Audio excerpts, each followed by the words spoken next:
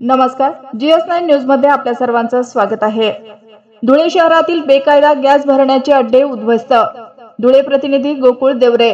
दिनांक 9 ऑगस्ट रोजी धुळे शहरातील बेकायदेशीरपणे वाहनात घरगुती गॅस सिलेंडर मधून वाहनामध्ये गॅस रिफिलिंग करणारे धुळे शहरातील 7 ठिकाणी एकाच वेळी छापे टाकून 8 आरोपींविरुद्ध कारवाई करण्यात आली। माननीय विशेष पोलीस महानिरीक्षक नाशिक परिक्षेत्र नाशिक माननीय श्री दत्तात्रय कराळे आणि माननीय पोलीस अधीक्षक धुळे श्री श्रीकांत देवरे यांनी पोलीस निरीक्षक श्री श्रीराम पवार स्थानिक गुन्हे शाखा धुळे यांना धुळे शहरात विविध 7 ठिकाणी घरगुती गॅस सिलेंडर मधून बेकायदेशीररित्या वाहनात इंधन म्हणून गॅस भरून देत असताना एकाच वेळी कारवाई केल्याचे निदर्शनास आले होते।